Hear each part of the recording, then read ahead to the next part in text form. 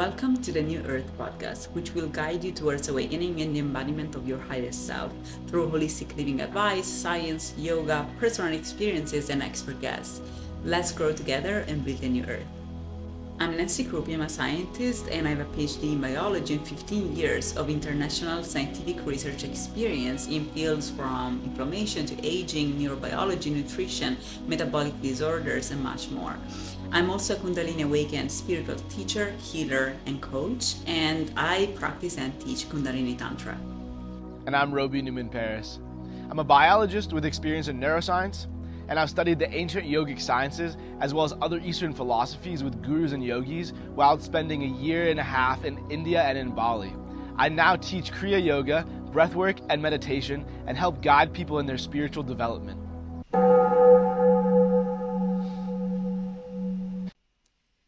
Hi everyone and welcome to our We Are One podcast. Today we're going to be interviewing Emily Rooks. Hi Emily. Hello. Thank you for having me. Thank you for coming. And she is a scientist and she has an incredibly interesting life story about awakening. And she also works a lot with medicinal plants and she's very, very connected to nature. And so we're going to be talking about a lot of different things about her awakening experience and about what she's doing right now and how she changed her life after being a scientist and studying as a scientist, what she's doing right now. So first of all, I would like to ask you, what was your very first awakening experience? So we have talked about awakening in different ways in our podcast, from the ego, from the gaslighting that society makes us go through, from the matrix. Our last episode has been actually on what is the matrix. And so we have been talking about different types of awakening, including awakening from narcissistic abuse or different kinds of abusive situations that create a moral matrix, and also about the spiritual awakening. And the reason why Robbie is not with us today, but usually we talk about also the yogic side of awakening, and we're going to be touch on that as well because I also practice yoga. And what is your very first experience of awakening? When did that happen and what was that about? Yeah, thank you. I would say I kind of resonated with a lot of what you were saying because it wasn't just in one moment. It definitely happened in phases, and through yoga as well. It was something that evolved. And I'd say the very first kind of push toward it was realizing that science was not really giving us the full picture for our healing. And I started to delve into deeper into all of the other experiences that I'd first been raised with in some of the more Eastern medicines and more holistic forms of healing, because I found that by just looking at one part of the body or one organ or one piece of the puzzle, we kind of didn't get the full picture and we couldn't find true healing. And it spurred this whole journey of looking into how other modalities and other cultures were looking into or researching healing for thousands of years, and realizing that research, that science, that wisdom was not being shared or being kind of manipulated or put down and told this does exist, but it doesn't really work in our modern lifestyle. And I was finding that really wasn't the case on my own healing journey, because I was also too struggling from a lot of narcissistic abuse, and that was leading to autoimmune disorders and just really destructive health. I know about that. Definitely, these kind of experiences can truly affect your health in so many ways, because ultimately our body and our mind are so connected, and we are in our fight or flight mode. When we are under abusive circumstances, our body really reacts to that and it just yells at us, just get out. You have to get out from this place. So every time you're in a hostile type of environment or situation, our body tells us, and it just tells us, you need to get out, you need to heal, you are not in a place that is fertile for us, you're not in a place that is ultimately, it allows you to be the healthiest version of yourself. And so I feel like it's our body that makes it so painful that even if we want to, you can't stay there anymore. You kind of like have to leave. And Yes. that's how I had the same experience. Like I had a lot of psychosomatic illnesses due to abusive relationships, and so I totally understand what you mean. Is like your body starts crumbling down and going through so many so many things that really you're like, okay, something is wrong with me. Even if my mind is trying to be resilient and I'm trying to stay here at all costs, I really can't anymore. Like my body's telling me, Yeah. this is it. I This is it. physically cannot go back to the life I was leading before because, like you were saying, it was making me physically ill in so many ways. And yeah, like you're saying, our body speaks to us in so many ways, and we have to learn to slow down and listen to it because it is telling us, it's sending us signs, it's sending us messages, and telling us exactly what we need on that healing journey as we learn to listen to it and learn to observe those signs and those signals. Yes, absolutely. And because we're talking about also like your body, what kind of scientist are you? What are you, a biologist? Yeah, so I actually have studied immunology. I started out studying the immune system of the gut and then went into immunotherapy, trying to further understand, again, the more holistic, way our body's working in the immune system is all over. Our gut is definitely one of the central parts where everything is, your whole gut flora is super important, but we're also, one of the first defenses is our skin, and our body's working in so many ways. We have our lymph nodes, and there's so many parts to the immune system that I wanted to look into, and immunotherapy felt like at the time this is where they're researching, how the immune system responds and how we can work with it, how we can take, your patient's own blood and re-engineer some receptors onto it to then fight whatever disease you're trying to treat. So that was my journey through science. Okay, Yeah. cool. So you're working on immunological treatments for what? For cancer? For what kind Yeah. of pathologies? Yeah, I went from IBS and kind of all these gut disorders to immunotherapy in cancer. It was an immuno-oncology research center. That's amazing. So you're basically engineering T cells. That's what you're doing. Well, we were taking T cells from the patient's own body and then re-engineering the receptor onto it so that it could then recognize and kill cancer in lymphomas and leukemias, or blood tumors as they were. Okay, so for those who are not from the field, T cells are kind of immune cells. They're basically the ones that really attack things that are potential threat to our body, and they're important for our adaptive immunity because they recognize the intruder or the cancer or whatever threat they see. They recognize it through the receptor, and then they create receptors specifically personalized, customized, that recognize that specific threat. And then based on the receptor, they tell all the other T cells and all the other cells of the immune system, hey, this is how the intruder looks like. This is the receptor to recognize him, to recognize it, and just go and attack. And that's what the T cells do. And I love that you're an immunologist because I also have a PhD in immunology. Basically, I'm not an immunologist, I'm a biologist, but during my PhD, I've been working a lot on inflammation and the immune system. And also, like during my postdoc, one of my postdocs, I've also been working a lot of, like, with my boss was an immunologist. And so I've been working a lot on immunology and adaptive and innate immune system because we have two separate immune systems. Just try to give like some background to our audience, but we're not going to be talking about immunology today. It's just, but it's important because this is immunology. Like the immune system in our body is the same as the immune system in our society. So we ultimately have an immune system in our society made of people that have the same characteristics in a sense as the immune cells ultimately. And so, for example, I'm a macrophage.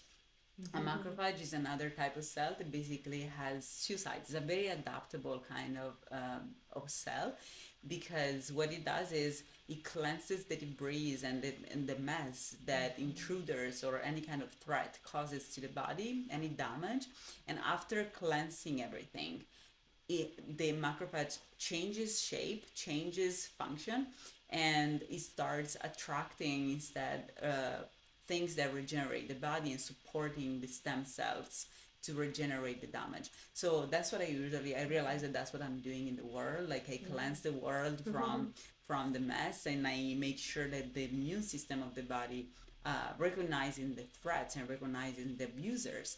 And once I do that, then I also help the community to rebuild the community in a better way. So this is such an important role that like we don't realize in our world that again like it's all like our body and society are just a different scale of the same exact patterns and the same exact system. Nature works the same everywhere, and we're going to be talking about how plants and us we're so similar as well. We just don't realize that we're just in two different uh, things. But this is important because we need to realize that despite we're being told that we are all the same, we're really not all the same. Every one of us has a role, a function that is absolutely unique and absolutely important, and not unique in the sense that you're the only person with a role in the world, but in the sense that you are part of a category of people who, because of your personality, because of your skills, because of your body shape, because of what you your inner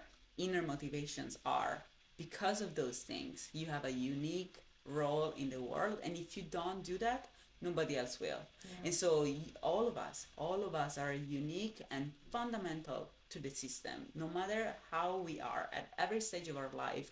And there is no way to lose the path in a way. You can, but at the same time, by losing the track, like going off track, you ultimately end up having a different function. So every stage we have different functions, and it's all part of the immune system as well. We all have some form of function in the immune system, because as you know, as an immunologist, you will explain to me uh, why how the rest of the cells in our body contribute to immunity, because it's not just about having an immune system, but like the rest of the body also contributes to how the immune system functions, right?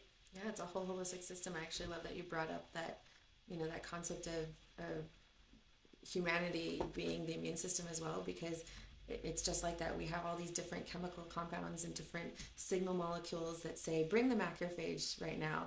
The macrophage doesn't even know to come over unless, at that wound site or at that infection site, certain other chemical molecules are signaling and saying, this is what we need in this specific space. So like you're saying, every portion of it has a specific role. And when something isn't working right, then the whole system kind of falls to apart. wayside, and then we struggle with disease and other issues. And so it's important also for the cells of the body to like produce the chemicals needed to attract.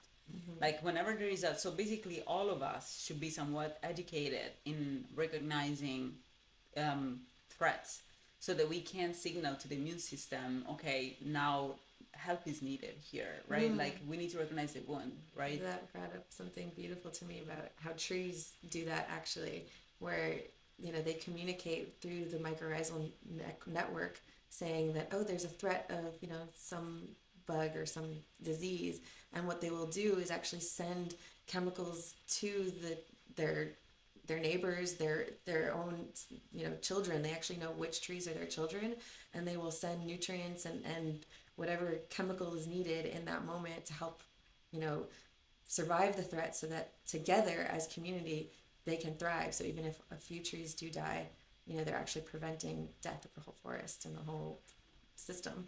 I love this because it's all about community and understanding how to help each other. But this is important because, for example, you've been working on cancer. So cancer is a very, very specific form of threat because it doesn't come from the outside. It actually comes from the inside. So some of the cells of our body start thinking that they are separate from the body, and they start taking over and start to think that they have right to take over the body. And so, but they're not actually organized to do that. They're not actually like, they are not the body. They're just a bunch of cells that start de-differentiating and start trying to take over the body basically. And so that becomes toxic because they start draining resources from the rest of the body. That's why people who have cancer start losing weight, for example, because the cancer starts taking resources from the body. And I think that can totally be assimilated. Like, it's very much likely what people who are narcissistic abusers do, because they start having this grandiose sense of self, and they start believing that they have the right to drain others and to drain women or to drain empaths, and they have the right to take over the body, right? To take over society, and we see that all the time in like politicians and like not politicians but also community leaders or any kind of people who are actually are building things that are not actually empathetic, but they're doing that. So so how does the body deal with that? For example, I mean, we are giving help from the outside to the body because the body is having difficulties. Our bodies are having difficulties dealing with cancer because cancer is basically the cells of our body recognize cancer as one of us because they mostly look like us. They mostly It's express. our own cells. It's our own cells mutating. it's our own cells mutating, and so they basically express the same receptors that all the other cells express, but inside they're different, and they just have this different way of dealing with things in a way that they're trying to take over, right? And they've learned, like, part of why we put the receptor on the white blood cell is because they've learned to evade the receptors that they should have, and they've learned to knock them off. They've learned to literally, they're learning with us. Our immune system is learning with us, just like you were saying. They're co-evolving. Yeah, they're co-evolving. Absolutely. And so what they basically do is so the cancer does is it pretends to be something else. It's actually our own cells that are mutating or growing in a way that they shouldn't, and they will kind of evade the immune system by finding ways to knock off receptors that allow the immune system to recognize it. Because the like you were saying, the adaptive immunity, especially like as it's coming in contact with different things in our environment, it actually, like you're saying, it has memory, it remembers it, and it knows, okay, this is what this is supposed to look like. And what they'll do, these cancer cells, is they will knock off those receptors so that your body can't recognize it anymore, and it isn't aware that it's there. So they're just kind of hiding within the system that's still working and doing what it's supposed to be doing. Interesting. I feel like, again, like it's all like similar to a lot of like covert strategies of manipulation that we have in society, because what they do is like through gaslighting, for example. Gaslighting is a way that kind of knocks off your intuition, which is the receptor that you need to recognize abusers, right? And so if you knock off the intuition, which is that receptor, then people don't recognize you anymore as an abuser because you look like them and you behave like them, and you convince them I'm like you, like we're the same, we're all aiming for the same good, right? And so this is all really like relevant to our society right now, especially because so many bad things are happening in the world, and they have happened through history. Obviously, we're not in bad times right now. It's a wave of change that we are awakening from it, and we're building immunity, right? We're building, because this is, even us speaking about this today, is the world gaining awareness about the cancer, the world waking aware and becoming aware of abusive strategies, the world becoming aware of, okay, I need to rebuild my immune system because we are at a point in time in which things are getting too far. Like the cancer is taking too much space. I need to start acting. And in humans, we're doing that through companies, for example, engineering from the outside the T cells so that they can recognize the cancer, even if our bodies don't have that much tools. And in society, we need also some external help, and maybe we are receiving it from a divine world. That's why there are so many spiritual people right now, and so many people who are getting closer to Jesus or to religion or to spirituality in general, no matter what you believe in. I feel like it's growing a lot. We have been through a phase in which religion was seen as in a negative way, and like religion as an institution. I'm not talking about religion as an institution of like the church. I'm talking about religion as philosophy, as a way of living, as a way of to the divine. Yeah, connection to the divine, and connection to like to your own faith, and to wanting to build a world that is good for everybody, like loving the others, right? Loving others, Which is something we've been taught not to, that the other should be different and the other should be pushed away to keep us from, coming together and learning together and growing together and amplifying our power together. And I also found it interesting that you mentioned, again, that as we are the immune system, the entire network of the universe is something that is the whole immune system, and we've been behaving more as parasites rather than the immune cells. We've been behaving like the bad gut in our gut bacteria, controlling our minds and telling us, we have this gut brain connection. So the bacteria that are growing in us tell us literally, like, what do we want to eat today? And we think that's our own thoughts, but it's not ours, it's the bacteria within us. And that's kind of how we've been behaving out in this reality, as these bacteria that are not in sync with the bigger picture, the bigger cosmos, and being the immune system that we should be. I love what you just said. Oh my gosh, I hadn't realized. This all, I think from yogic standpoint, this also reconnects with the different phases that we go through in society to the different energies, because for us to go from the tamasic energy, which is the lowest form of energy, and then to the rajasic form of energy, and then to the sattvic form of energy, our society is going towards this highest evolution. And it takes time, as much as biologically it takes time, because we all started as bacteria. Like the world started with bacteria, with like algae actually, and we started like unicellular organisms. And then they all realized, oh, as a community, if I form a biofilm, which is that's the first form of aggregation to form biofilms. And so, oh wow, I'm creating a biofilm. It's like a city, right? It's like a city, like and I'm living better. I'm creating my own environment, and so I have more control over my environment. So let's do something even more. And so they start creating multicellular organisms. And so again, because of that, at the beginning they were all driven by all the different bacterial needs. And then after a while they started having a community mind, a more community mind, and because of that they started organizing in a multicellular organism. So, and this happens through history and through evolution in just steps. It's like happens continuously. And so we constantly go through those kind of steps in communities in terms of gender.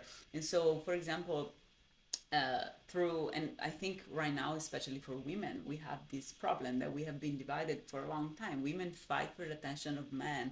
They are often jealous of each other. They're often envious. They're indoctrinated to be against each other all the time, because ultimately that's useful. In the science world as well. Oh, everywhere, because it's useful to patriarchy. If you isolate the victim, then you can attack each prey on its own, and they don't help each other. They actually become your allies. They become your agents, because if women attack each other, they're actually playing in the patriarchal team, right?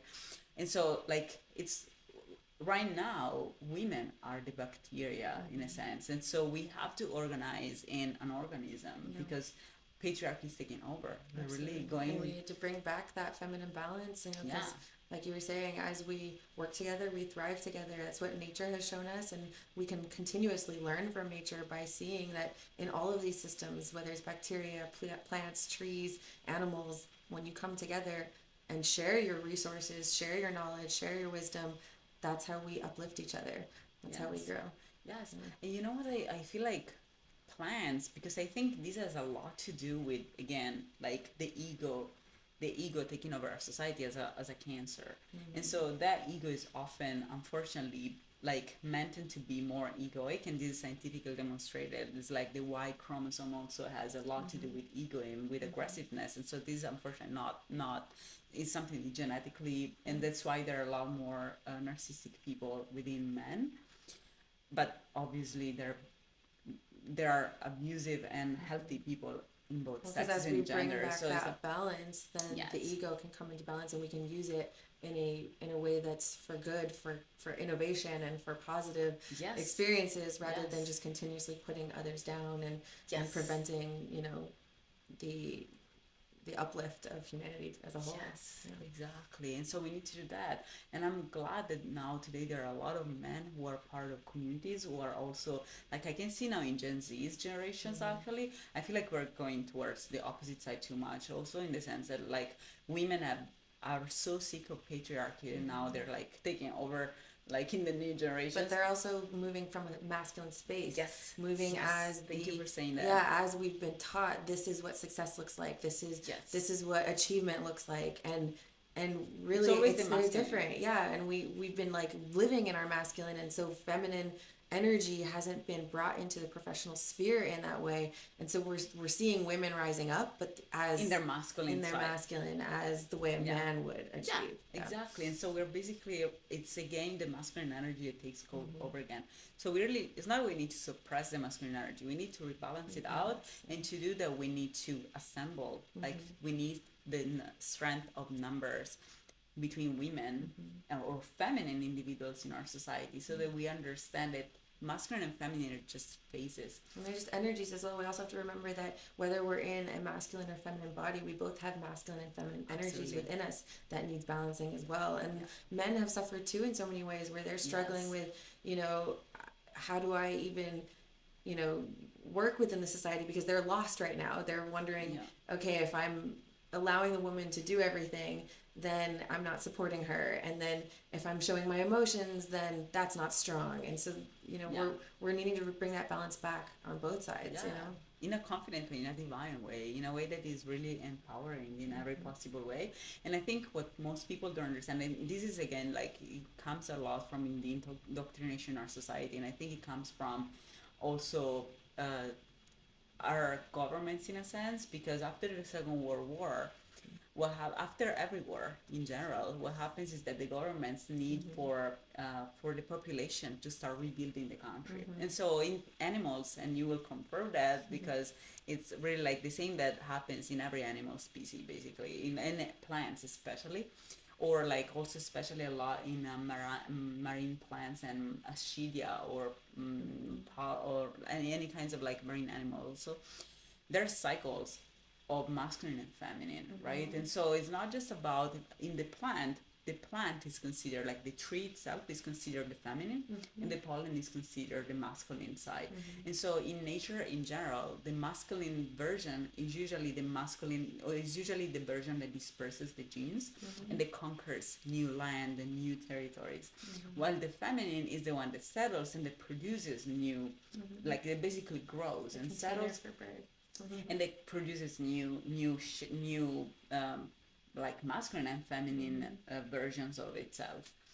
So the thing is that in each one of us there are these two phases. Like there is the masculine and the feminine. And so initially in every phase, especially, that's why I said after war, because after war what you need to do is you need to rebuild. You need to rebuild, and you need masculine energy, because you need arms, and you need energy, you need to conquer, and you need to expand, and you need to redo things. But then you need to settle at some point, and you need the feminine energy again. And so, but after that, if you want to, and this is why now we're going towards World War III in the end, you need again masculine energy to reconquer more land, because and so that's why there is so much. It just happens in cycles, in the sense that it's like the evolution of our society, but it's a very unconscious way of doing things, because we already have conquered the entirety of the land of this planet, and we are all brothers and sisters. And so why would we have to start a war against another territory, another country, if we're all brothers? It doesn't make any sense, right? It's profit for the powers that be, Yes, Yeah, it doesn't. It doesn't, and I think that's also a lot of why this like push towards not coming into community and being individual and creating all this hatred, like even in all these different cultures, when you're one-on-one, would you really hate your neighbor just because they're of a different religion? That's like mad to us. Yeah, it doesn't matter really. I used to live in Rome for like 10 years, and in Rome people are very, very like they have a lot of divisions, in a sense, like north of Rome, south of Rome, or people who follow a certain soccer team or another team, and they have a very strong feelings against each other. But ultimately, when they're neighbors, they don't care.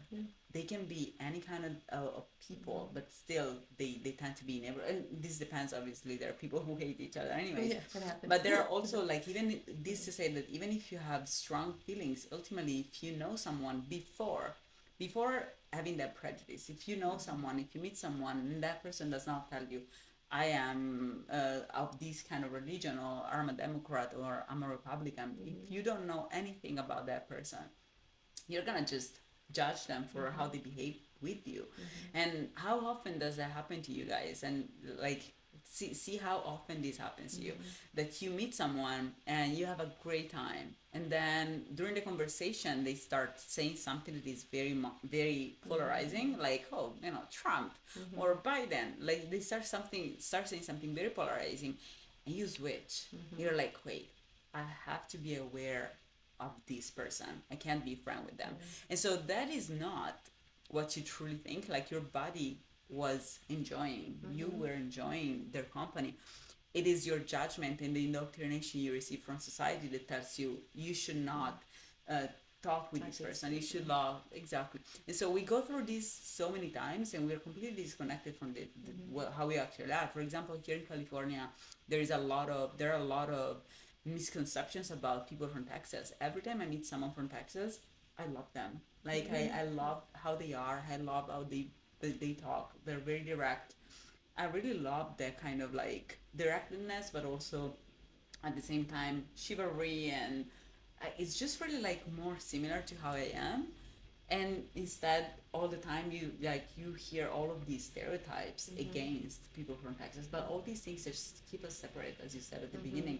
Yeah. That is just a way of keeping the population separate so that we do not go past the bacterial phase. Mm-hmm. So instead of being able to aggregate and to form our own multicellular organism and our own uh, body that at that point has its own capability of evolving and of building and of creating its own niche, its own survival niche.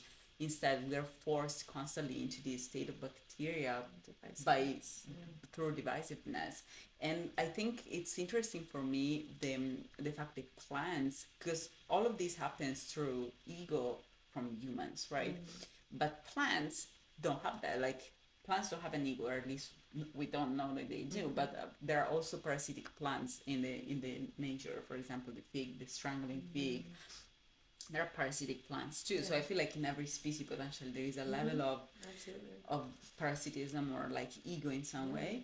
But I love that plants have basically, because they don't have all of these manipulative strategies to keep each other's down, they have a completely different and more holistic way of dealing with each other and of dealing with dangers and of dealing with threats and of like helping each other, because there's Mm-hmm. nobody telling them you should not trust this plant, Mm-hmm. or you should not, Well, you they know what I do mean? in ways where they'll talk to each other through their chemical communication. I found it actually really interesting what you're saying about cycles and how everything is a cycle, and like we can work within harmony with that cycle, or we can be outside of it. And the cycles of the plants are literally teaching us. We're the youngest of all creation on this planet, and they've been here so much longer than we have, and they have been learning and growing and working with that environment and learning how to work with those cycles and speak with each other and live within harmony so that they can better thrive. Like a it is a mutually beneficial thing. Like a plant that is going to thrive in a certain environment needs certain nutrients. They actually do need to manipulate the environment in a certain way to get what they need so that they can become the most beautiful, branch with the biggest leaves on it. That's their goal. And we can learn from that it's like if you do it too early, or if you kind of have something come in and disrupt that process, then you're not going to become that beautiful version that you're supposed to be. And we they do that by working together, by thriving, by gifting each other, by warning each other, by sending nutrients to each other. And we have the absolute ability to live within those same cycles as we see, oh, my friend is lacking in this, but I have abundance of this and I can provide that. And part of our what I think is preventing that is really this whole it's all the capitalism, because again, the powers that be are making money off of the situation, the wars, the division, and putting us out of the state of awareness, so that we think we need, and we have to go buy these things that they're telling us that we need. When in reality, it's all gifts from the universe, and we can keep gifting each other and gifting back to each other and have more than we need and such abundance, and realize we have everything We right should here. really learn from forests, like So how much to they teach. build communities. And because to create a forest is Mm-hmm. not just one tree. Mm-hmm. One tree does not make a forest. Like And it won't survive well on its own either. yeah, absolutely, because Mm-hmm. ultimately, what is a forest? A forest is a microenvironment in which the conditions are more favorable for the same kind of trees, for example, because every tree has different kinds of seeds, and different seeds need certain types of humidity of the soil, or certain kinds of chemicals in the soil, or a certain amount of light, or a certain temperature. And by building these entire forests, what they do is ultimately they're creating the conditions for their seeds to thrive more easily. And actually, you mentioned something about the same type of trees, but a forest is actually, the key is diversity. The key is more different types of trees, because then you can actually thrive. You can have a community of trees, but they only really thrive if there are diverse other types of, you know, The plants. functions. Exactly, The functions because then we're they all saying. communicate with each other. So that's the same thing that we're seeing in humanity, is the diversity. You know, each of us have our own role, and so one person is the macrophage, one person's the communicator. You know, and as we all bring our own wisdom and leadership skills, that's how we can build something new, even greater than the comforts that we have in this society. You know, Which we don't have. Because and I we don't think think it's we can. comfortable. We think it's comfortable. I feel like Yeah. like most people are really awakening today, because it's becoming so painful to be part of society that it's really impossible to keep being part of it. It's like it became what we have been told. This is comfortable for you because they tell it through movies and through advertisement, and we talked about that in the previous episode about the Matrix through Robbie.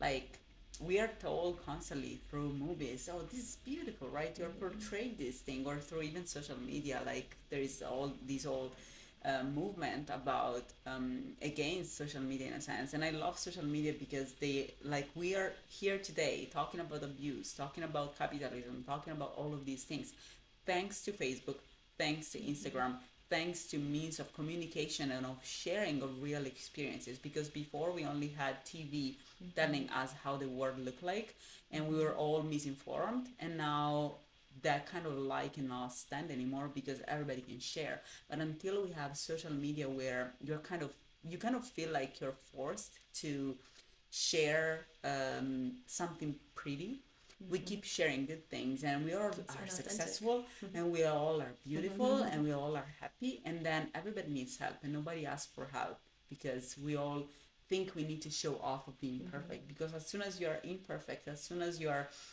you need help, people marginalize you.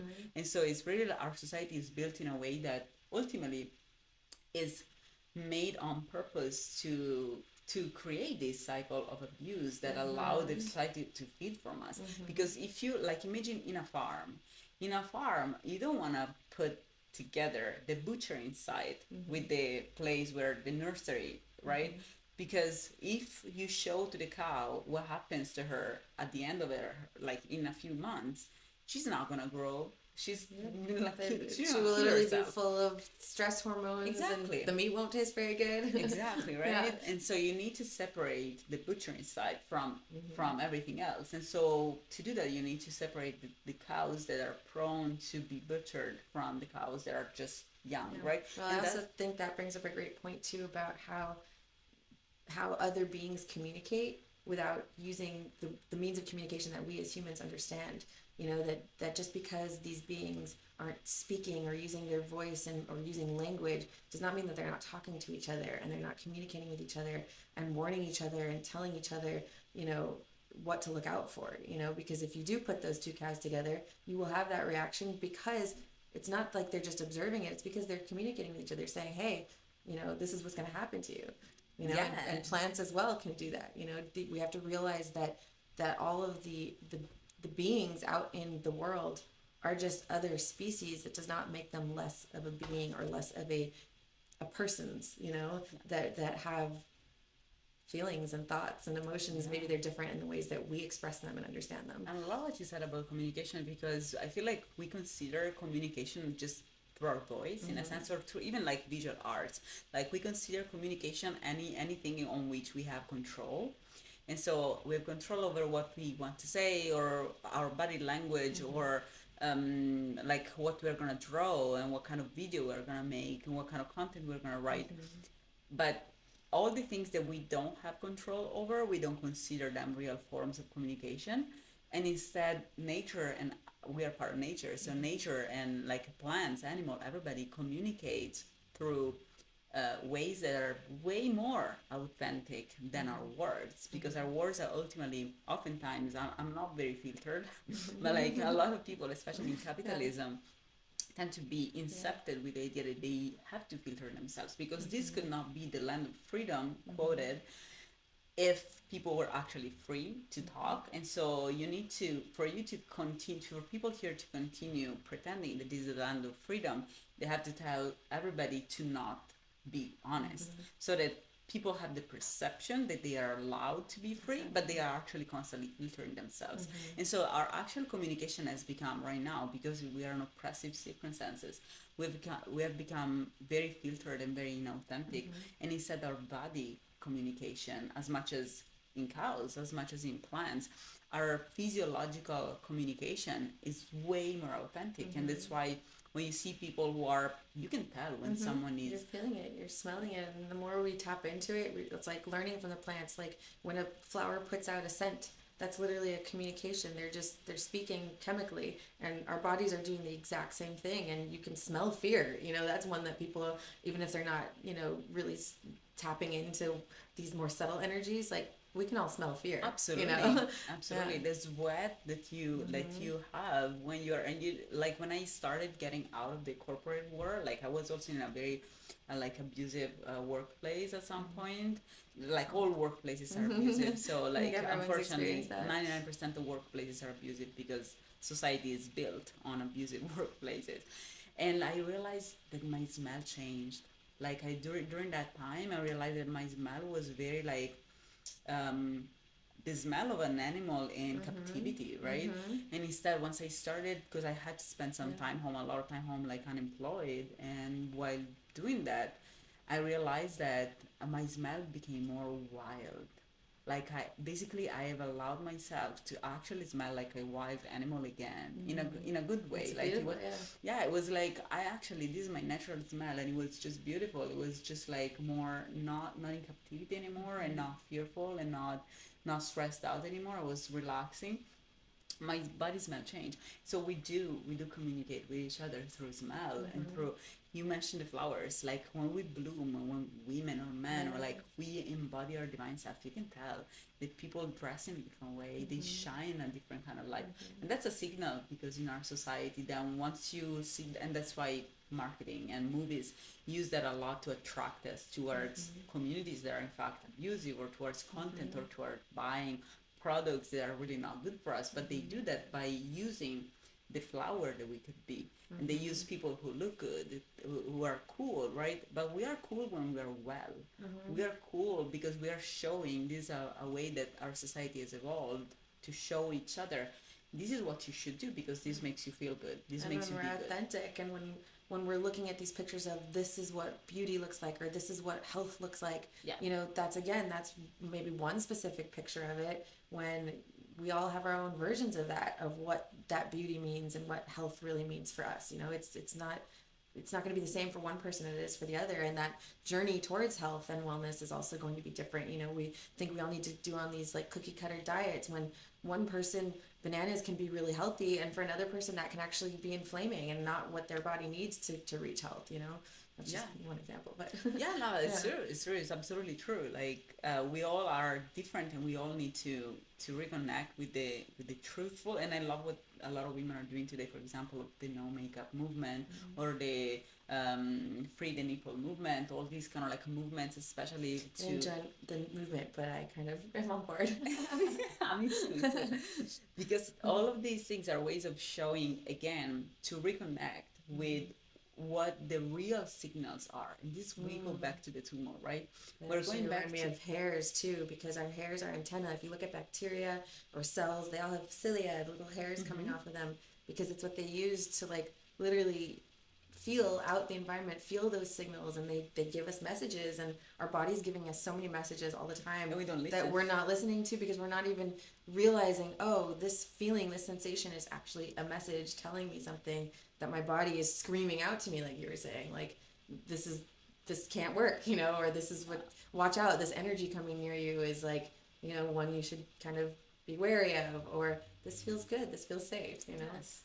Yes, and our ears also like signal, as you said, because what are goosebumps ultimately?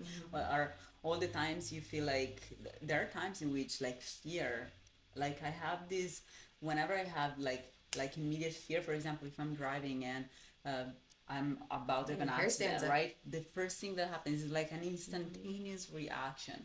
Like immediately I have this like effect that my hair like immediately stand up like in a goosebump kind of feeling, and it's like kind of like a body not freezing effect, but like I immediately can feel the like I becoming hyper vigilant, like hyper vigilant is like a Yeah, millisecond. because your brain suddenly goes into overdrive. It's like literally taking in so many extra signals. And something that that made me remind is like we are taught that the hair for women is not beautiful, and women are so intuitive and we're so sensitive. So when we're listening to our hair, there's so much more we could be in tune with and aware of and connecting with each other on. And Wow, this is interesting. You know, I never thought of the fact that laser ultimately today, like there's so many things that are being done in a society, like in a beauty industry that are actually ultimately, I'm not sure whether this is intentional or not, but they're, I've been learning it's more all of these things that we're programmed to think are bad for us. The more we learn, look into them and study yeah, them, we learn that they actually are really positive for us, yeah, like the sun, like the immune system. There are immune seeds. system. Yeah. Yeah, but like for example, laser interventions. So what happens if you because laser interventions are what really removes the Hair actual bulb, follicle.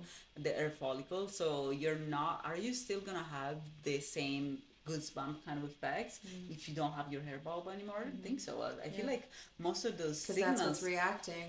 Yes, so most of those signals are gonna go away, and so are you still gonna have goosebumps if you meet someone that is abusive and is potentially a threat, and so your body is telling you, no, this person is not good for you, and you have Dulls the goosebumps. signals. Yeah. So it does the signal. So Botox is probably the worst thing in society right now because it's really what it does is basically our facial expressions are other ways in which we signal to each other, And we communicate. we communicate with each other involuntarily because the muscles of our eyes are actually involuntary, and so you can tell when someone is really trying is really honest and authentic or not by observing their facial expressions, right? And with Botox, what happens is that people who do Botox, especially here, like on their forehead, they can't contract those muscles, and so now everybody who does Botox has fake facial expressions, and so now you go around and you don't know how to recognize people who are truly fake from people who are simply on Botox. So people, I don't want to go against a company, but like stop doing these injections, please, because it's really like not good for like do other things. Like I'm using like patches. I don't know. Gua sha. Gua sha? Gua sha. It's actually lymphatic drainage. It's an ancient Chinese technique where you're doing lymphatic drainage and you Yeah. kind of start at your neck. You can then do your face, Oh, I but love but it. at the forehead, Check it's the just video. She has a upwards. beautiful Yeah, skin. there's so many. And actually, I because as I was going into my 30s, I was starting to notice things and just a lot of puffing. And just dealing with the autoimmune disease. My lymphatic system was super inflamed, and gua sha, lymphatic drainage, and they're so simple. You can literally do them to yourself. It doesn't take, it takes 5 minutes. I don't need any tools, You right? don't need any tools. You can buy those stone tools, but you I have literally the can use your own fingers. I have So the simple. jade Yeah. roller and the gua sha, which is like literally like tools that are made of quartz, and basically they're cold, and you can also put them in the freezer so that they are even colder because cold like thermal signals are also what helps our lymphatic system process the accumulated fluids. But regardless of that, it's just about pressure. So if you press on your face and you make sure that you drain the You things just and want you to move watch it the down video, and out, you're gonna see upwards. Yeah.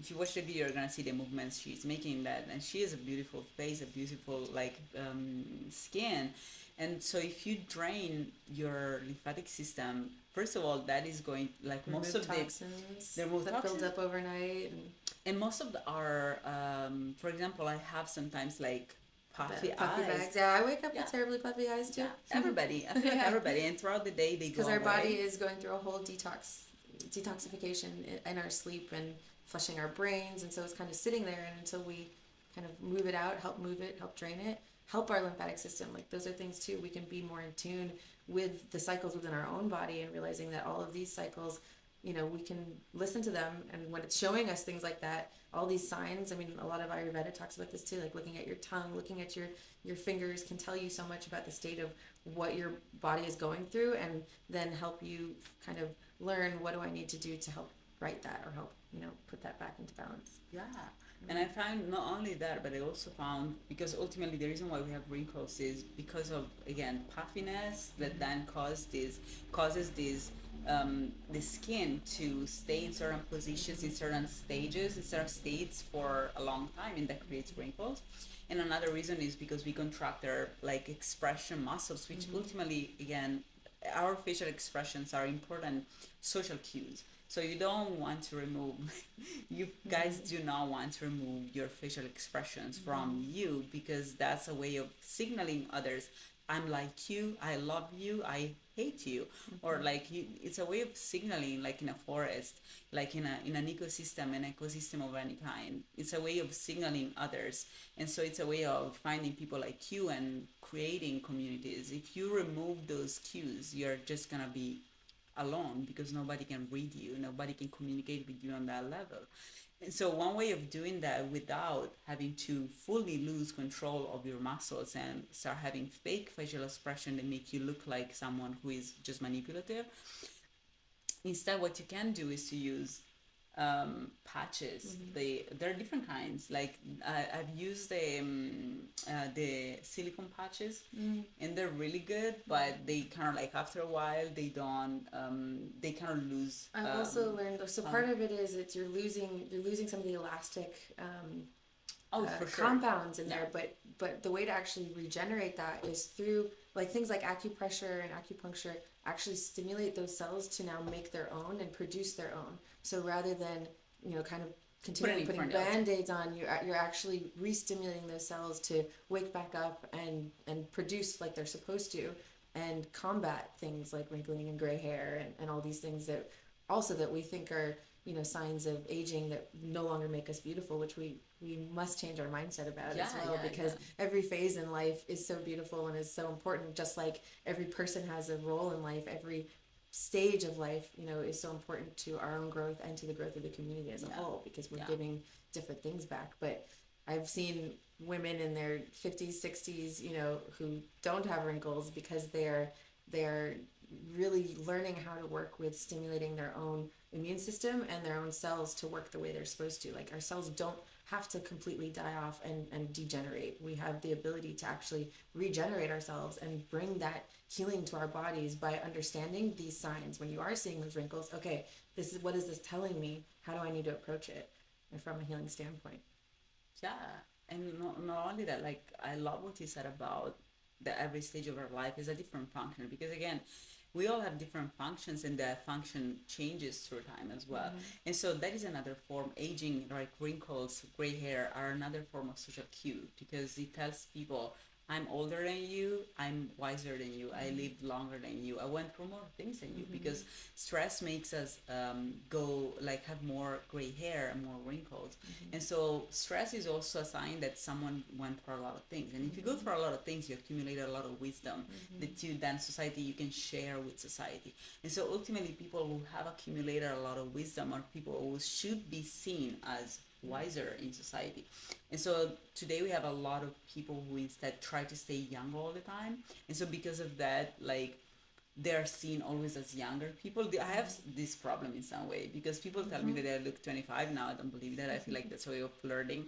But still, people tell me that I look like 25. And I do have a very healthy lifestyle, but I don't think I look 25. Let's say 30 just to be nice. I'm 38. But I truly have that problem. As old as 38.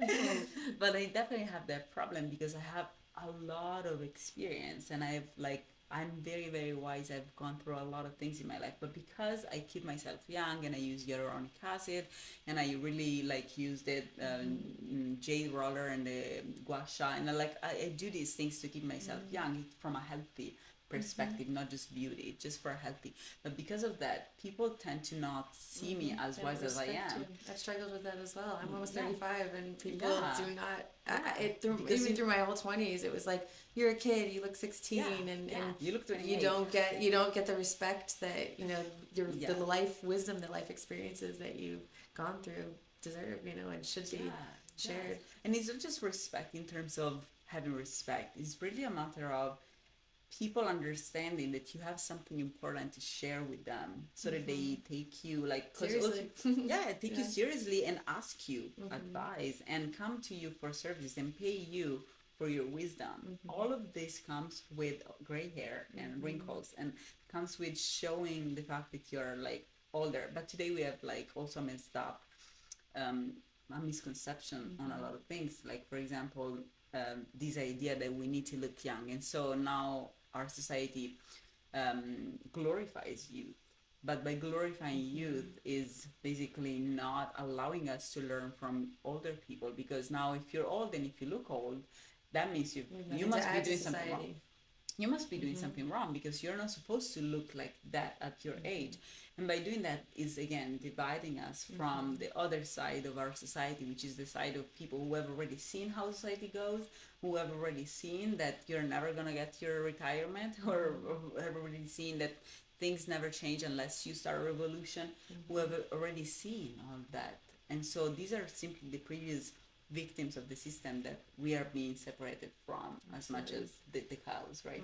And so all of these misconceptions that ultimately maintain this cycle going, it's really what we need to break. Put an end to. We Yeah, need to dismantle. break this. We need to dismantle this system of like separation between these different things, and we need to learn from communities of plants, from communities of animals, and diversity. I love what you said about diversity of the plants. Yeah, that actually brought up something else that I remembered earlier, but then I forgot, and we kind of just came back to it in a cycle, was how plants also, they putting all these labels on everything is what puts us into boxes. And there are plants literally that will change their gender. They will to adapt to what is needed in that moment. Or today they'll express the more masculine organs so that they can reproduce, and then the next day they'll be more feminine. And I've seen fish in my tank where there wasn't a good balance of masculine and feminine. They were feminine the entire time. They had babies and then they became masculine, because like nature has this fluidity of understanding that we are not put in boxes and we are not one thing. We have the ability to adapt to what we want to be that day, to best express our authentic self, to best fit within the whole microcosm and macrocosm of what what we are needed within this system that we all fit within. Yes, absolutely, we do have all of that. And like, for example, plants or like animals that make larvae that are more the masculine side, in oppressive circumstances they tend to make more of those so that they can conquer more territories. And that's why in like right now in society, because it's so oppressive, we have all this strong masculine energy that is really pushing to oppress women, to oppress the world, to conquer, and to do, because we are a lot. We're like 8 billion people on this planet. It's becoming really unbearable, and we are not a lot because we want it to be a lot. We are a lot because our governments after the war pushed for us to make children, for them to be able to rebuild the countries. Well, then they have a perfect workforce. Yeah. That is subdued, listens and follows, and so it's like, I think we were talking about this earlier, that a lot of us look around and we're like, these systems are so broken, when really they're not broken. They're working exactly as they're meant to. They just are not working for us to thrive. Yes, we may be living long lives, but what is the quality of that life? What is the quality of our mental, emotional, and health state? It's pretty poor. It's pretty poor in general. Like I was looking at, I always thought, looking at my mom, and I feel like I have this misconception that parents are people that have a poor life quality, a poor life work, which is true. Like parents, you're amazing. But I always thought the reason why that happens is because they have children, and so because of that, as a consequence of that, they have poor life quality. And he said I'm single and I'm going through the same kind of struggle that my mom went through. And so it's not children, Cycles of trauma. it's society. It's society that is oppressive to you after they have exhausted all you can give to the system and you start awakening. So they start rejecting you. And so it's really like a cycle of abuse, regardless of the fact that you have children or not. It's really like a different kind of thing. Because we're all dealing with this very similar in our own ways, but it's the same, feelings of shame, guilt, and pain, and of all this literal cycles of trauma that have been going around in all of our societies, so that we have these broken families, or we're struggling with money, and it's like no wonder parents can't be present in the way that they need to, because also when you have community, it relieves the burdens of a lot of those things. If you look back at some of these beautiful communities, then when you have your elders, it's not just on one person, and then the children, it's not like just on the parents, and then your cooking is not just on you. And like when we're trying to do everything within one small nuclear family, that's a one lot. person. Yeah, And one usually person. just a mom, or a dad, yeah, even. Yeah, it's too much for one person to do. It's too much for one person to handle, and so we break down. Yeah, absolutely. Today, like most people, I think, are single today. Like single or like without children, without family. So if you don't have a husband or a wife or like someone else to split to share the workload with, that takes to pay the bills, to And earn that's enough not money. enough. And you need at least a couple of people, to the point that we got to the point where people make children to have workforce.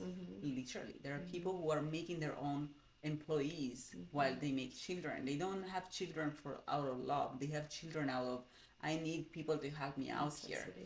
Our necessity.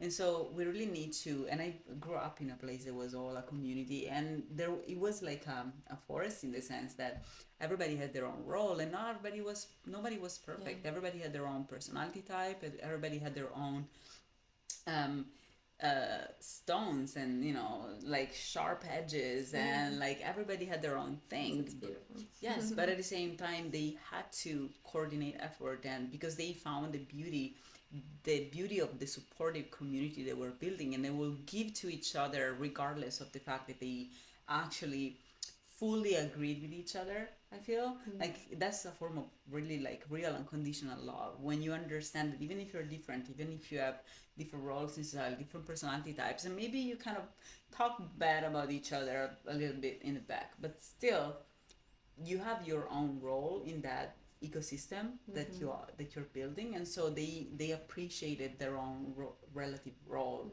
They were in a way that was beyond their ego, beyond their and that was beautiful, and it still is like this. Like my grandma, when my grandma started dying, and she was like paralyzed in bed, our neighbor started helping her, and like you have all of these help coming from community for free, or for almost free, or people will come all the time, will give gifts to each other. Like people who have abundance of eggs, they bring you eggs. Who have abundance of plants, they bring Gifting you plants. society. I mean, if we could beautifully get back to a space like that, we could realize what abundance there is when we are sharing it. Absolutely. And I started a project that I haven't launched yet. It is called Trade Love, which is exactly about this. We're going to talk about this more if you like to participate.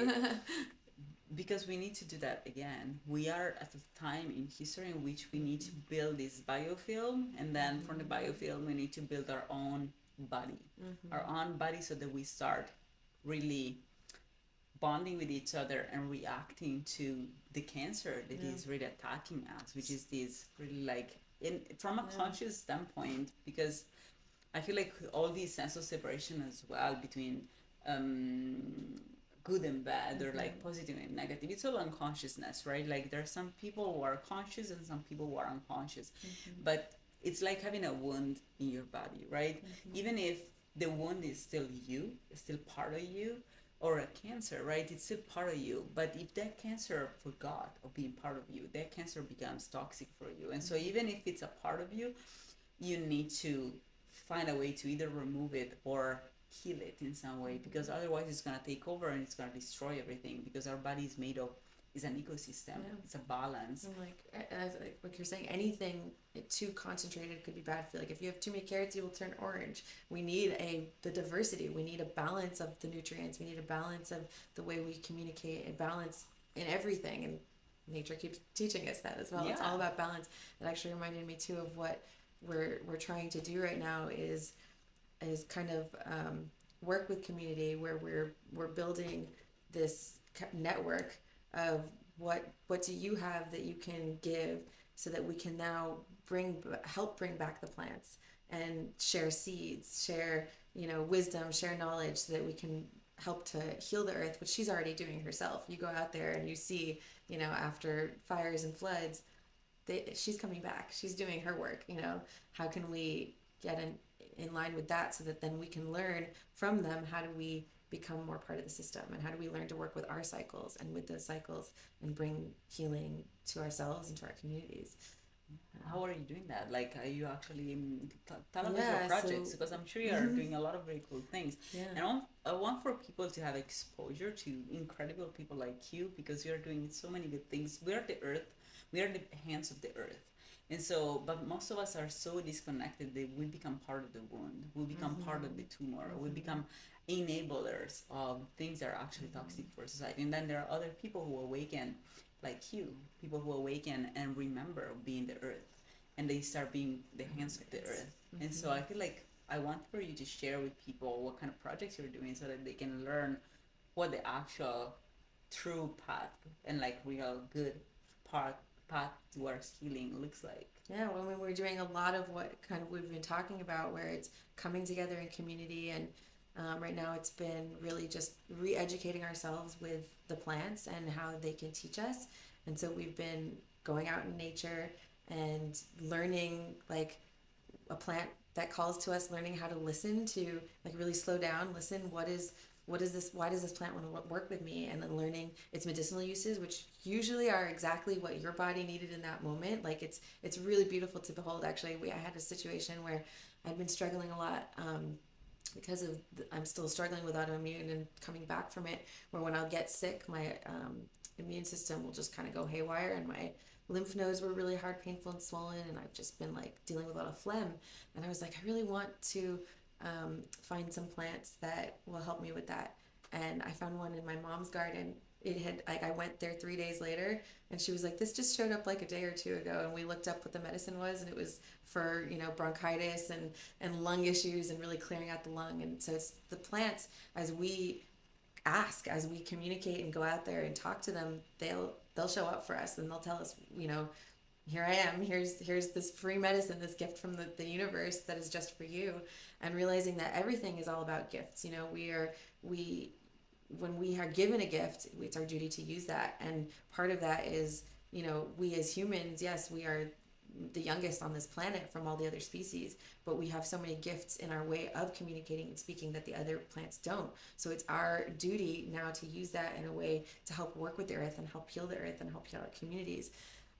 So we've been gathering, actually we have a gathering this Wednesday night where we're going to talk about finding some of these local markets where you can actually find seeds that are not GMO. Because a lot of what we are actually eating, a lot of health and disease goes to the water we're drinking and the food that we're eating. Most of it is not real food. We go to these organic stores and we think we're eating healthy foods. Most of the apples are genetically modified to be more palatable, more sweet, more tasty. And if they were not take tasty, the seeds out. yeah. If they were not tasty, then we won't eat them. But it's because it's again changed the bacteria in our gut that are telling us that's what we want to eat. And as you start to eat the real foods, the seeded fruits that, most original apples are actually pretty small and full of seeds and kind of bitter. So what we would consider bitter, actually. Yeah. And as you cleanse yourself of these foods that we're not supposed to be eating, you find the sweetness in them, actually. And I've started eating like strawberries with their tops on, because that's solid with your fruit right there. There's so much nutrients. Mango skins, all of this stuff is food and nourishment that we're kind of taught to think, oh, this is bad, we should remove this doesn't belong, when it's actually all good nutrients that our body is craving. So when we find these real foods, then we can save the seeds that we've actually lost too, because this is the forest that our world should be, is made from these original seeds that are slowly disappearing. And there's this beautiful documentary called Seed: The Untold Story. Everyone should watch it. It is. What's the name again? Seed: The Untold Story. Okay. It is a magical documentary. Where is it? I think it's on YouTube. Okay. Yeah, all over the place. but basically talking about how we don't even have access to the real foods that we think we're eating healthy, and we're not actually eating things that are helping to right our body and helping to work with our systems. So when we, we're kind of starting this grassroots um, community where we will go to our local spots, find these local markets, eat the food that, find the food that we want to eat that week, save the seeds from them, and then starting in our own backyards, creating food forests, because food forests are the way. I mean, the Amazon is actually, they found it was a designed forest by humans. It's a huge food forest. It is the most, productive food forest that has ever been, because they actually made this soil from leftover pottery. Like they've looked into all the components of the soil, and how you then grow your plants together. So I think we've been talking about how when we go out in nature, you'll see certain plants together. You'll see like sagebrush and black sage, but not white sage. It's because the two marry together and they feed each other nutrients. So in a food forest design, it's really about like, you want your ground cover, which is your nitrogen fixers, and prevents the weeds that you don't want to come in, by covering the ground and actually feeding the soil, and then that can support your bushes with your berries or whatever else you want to plant, and your vines, your squash, your watermelon, and then above that the trees that give them cover and shade, and they all support each other in this beautiful cycle, which again is back to how human should be. The diversity of community is what allows everything to thrive and become so abundant. And then there's all this abundance that it's like we're always talking about, why is there not enough food? It's because we're growing these monocultures of foods that cannot really thrive that way, and then we're only eating that one thing. We are, I think I'm telling my friends this all the time, like, you can eat a strawberry and a blueberry and both have vitamin C in them, but they're in these beautiful, like, huge macromolecules that are actually combined in different ways and nourish your body in a different way. So you might be getting vitamin C from a pill, and yes, you're getting all your vitamin C, but most of that is actually going through you because it's not prepared to actually absorb into your cells in the form that your cells need to use them. It has to go through so many different processes, and most of it doesn't actually get into your system. So getting the diversity in your fruits, your vegetables, the color, like having the most colorful plate, that is what's going to bring, true nourishment and actually allow you to absorb all of the vitamin C or the different nutrients that you need in that moment. Yeah, yeah, you're in. It's absolutely true. Unfortunately, we have like GMOs because obviously there is a lot of like we're being diseducated. Like we're being educated to prefer sweet things because sweet things bring you to be more prone to towards metabolic disorders. So there is always like a reason why we're more like told that we need to prefer certain things, and even like the fact that we start being spoiled as consumers, and now we expect for things to taste always in the same way. That's not how nature works. Like two apples are always gonna be different. Like I grew up in a farm basically, and we make olive oil, and like we have a lot of different fruit trees. So I used to make pickles out of olives, and the real olives, they're all different. They all look different from each other. You can't find two Like olives that look humanity. the same, right? But today people buy olives in a jar. They look all the same. You know what that means? That means that they're bleached and they are then recolored with artificial colors so that they all look black or they all look green. Because in nature that doesn't exist. Like so it's but because we have become spoiled in a sense, now we expect for that to be our quality standard.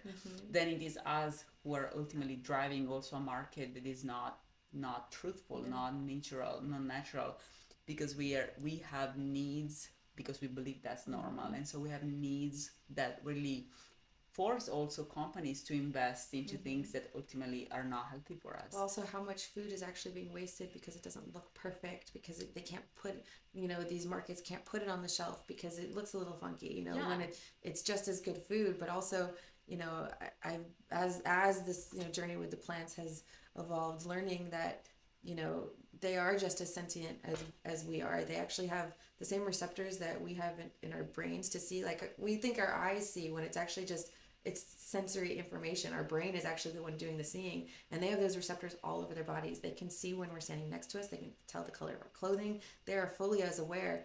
And when we go and pluck these these fruits from them that's actually harming them. And most of the time what we actually need is not the beautiful perfect leaf or the perfect berry. It's, the ones that are about to fall off, or those are the ones that are ready for us to eat, that are full of the nutrient dense. And it's like, again, we've been programmed eat these perfect fruits and veggies when they're not perfect they're at not all. perfect. Yeah. That like the beauty standards for fruit that we have been given are actually imperfect. Like are actually not the real standard we should have. Like the bananas are the best when they are all dark and they have spots on them, because that means they have actually developed into whatever nutrients we need to eat, and that's when the plant gives it. Like we're like, nature is perfect. Like the when the plant releases something for you to harvest it, and so it's easy to get it instead of having to, when it so wants to give it. And also oftentimes when it's not fully ripened, there are other compounds that actually prevent absorption of nutrients. So like when we're eating kale and broccoli completely raw, it's full of oxalic acid, which actually prevents nutrient absorption. Like you don't want it in that state because it's not ready. It's not ready for human consumption in a lot of ways, and it's actually toxic to our system. yeah, there's so many things we do that are really not good for us in a sense, and I feel like it's all a matter of like reconnecting with our body also, not with our bacteria, but with our body, so that we reconnect. And there are ways of doing that also through chakra activation. For example, I host classes for to reconnect with our solar plexus, especially, which is the Manipura chakra, and it helps you reconnect with your roots, which is our intestine. Our intestine is really our roots, and once you realign with that and reconnect that, then you'll see how your gut microbiome changes, like the bacteria in your gut change. You can tell, because I used to be a lot more bloated, and once I started reconnecting, then now I'm not anymore. Like I'm really like always fine. And so that means that it was about my bacteria, as you were saying. The bad bacteria were taking over, in a sense. Part Like, of it is too because it's all sound and frequency, and they've shown that you can use sound and frequency to kill bacteria or cancer or certain, you know, negative things that you don't want in your body. So when you're doing things like chakra honing and toning, often using sound or even your own voice, you're actually targeting those parasites, you're targeting the bacteria to reduce their colonies, and then allow the microflora of the ones that you do want to thrive to take over. so many things affect our body. Like it's like everything we do, from abusive relationships to the food we eat, everything affects our body and ultimately determines whether we're thriving or whether we're not.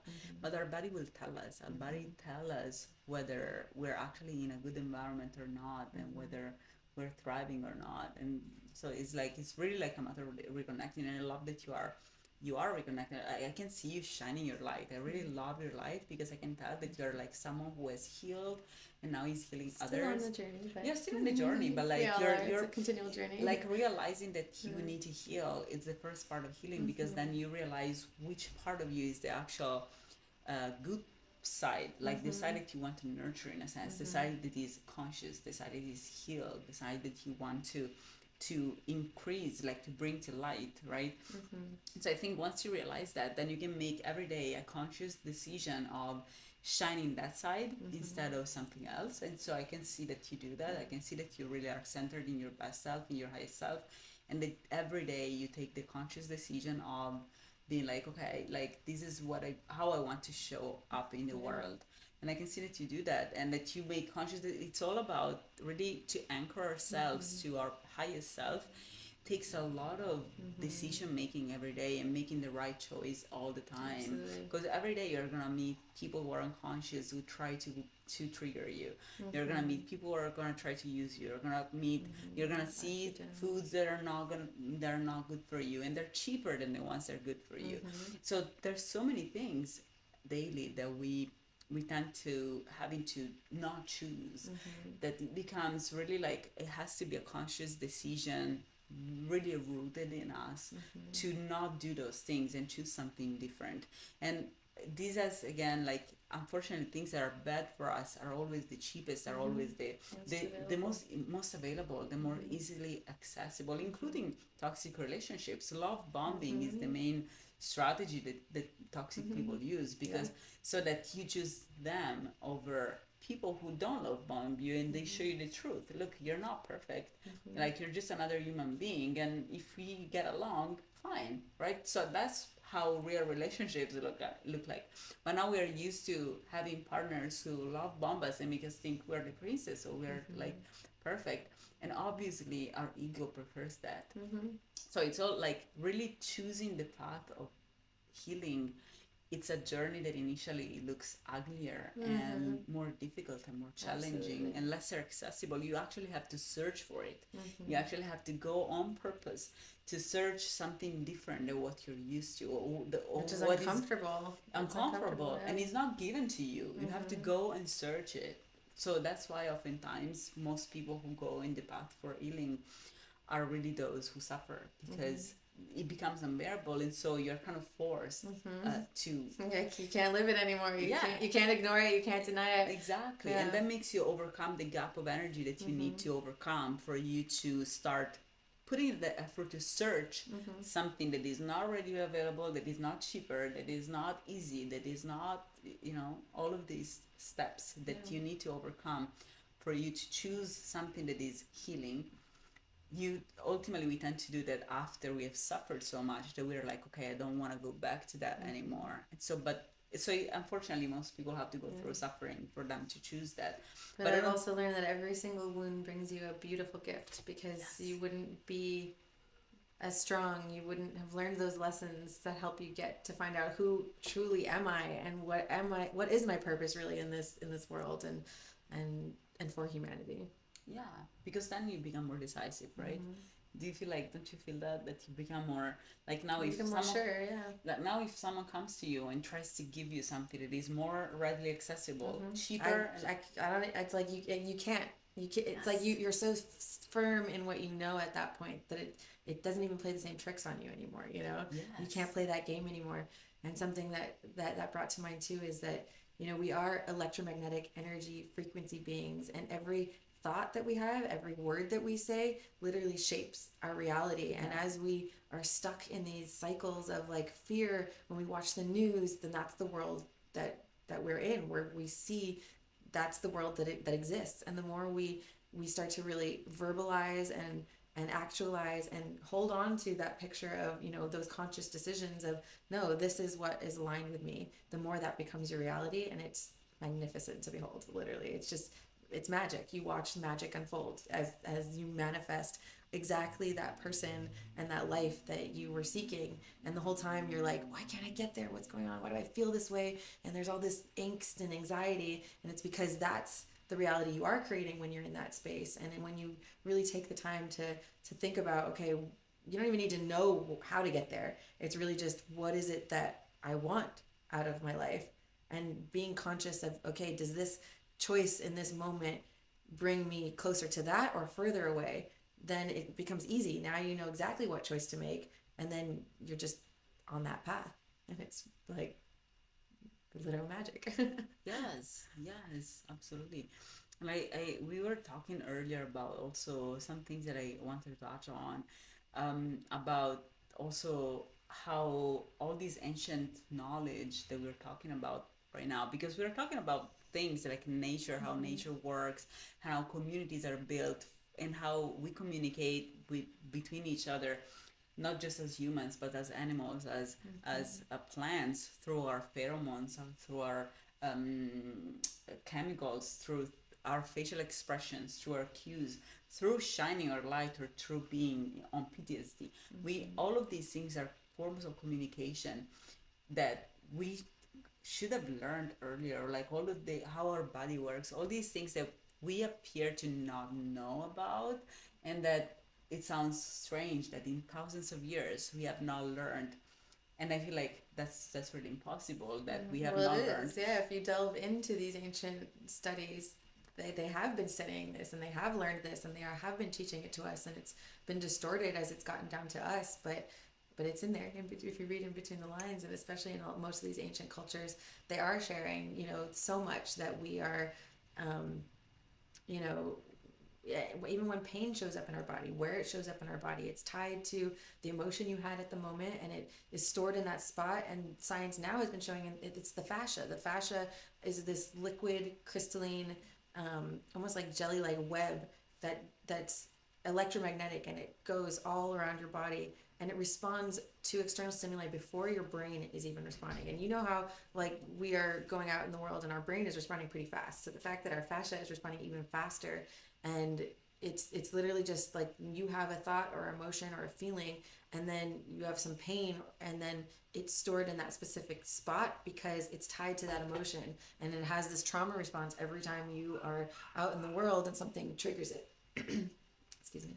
Yeah, there are so many things, like for example in the animal world. I feel like we really are being kept away from a lot of knowledge regarding the human body, because it's impossible for me that certain things are not known. Like, I have studied comparative anatomy. Comparative anatomy is basically um, a discipline that studies all kinds of animals, and how all of them have similar structures, and how they have kind of like evolved in different ways based on their own specific niche. And so comparative anatomy is the discipline that will teach you how sharks have their electric sensors all over their body so that they can feel the electricity in the water, as much as how a bat has a radar that can emit and receive signals, or like that, all these kinds of things that basically teaches you all the different body structures that animals have, and they're similar, or how they differentiated between the different kind of species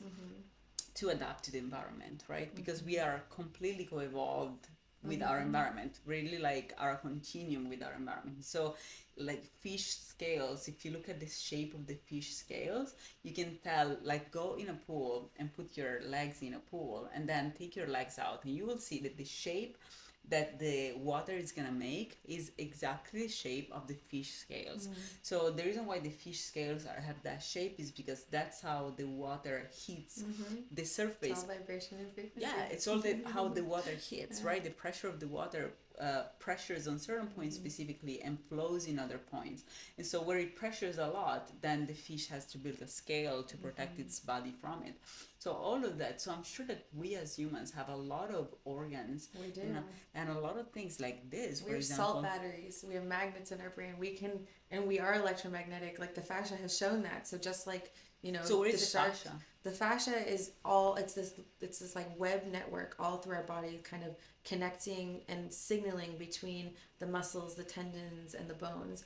And because it can go from a crystalline state to a liquid state, it actually changes and adapts in response to our environment and how we're responding to our environment. And then it turns crystalline and stays in that state when we have like a traumatic event.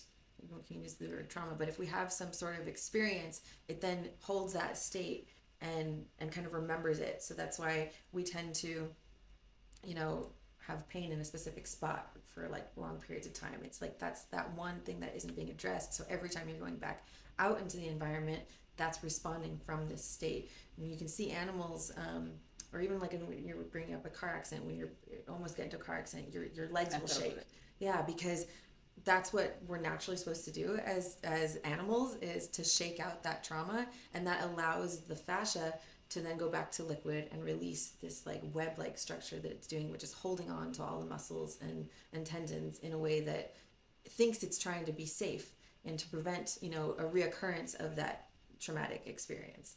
Yeah, and I think also there is a component of it, because I feel like we always tend to interpret things from a individual survival standpoint, or from fight or flight mode. I feel like this is a misconception also. We need to get out of survival state. Yeah, but I think this is also a misconception in the sense that we tend to, again, this comes from scientists thinking that, like, teaching us that the reason why our body does certain things is to protect from like death, basically. Yeah. But reality is that there is a lot more to that, because a lot of things that we do, a lot of pathologies and illnesses that we develop are actually part of adaptation to the environment, for example, adaptation to the environment, or ways of signaling, of helping the survival of our whole species. For example, things that we said, the social cues, or the fact that we become older, and that signals people they should trust us and they should ask for advice, right?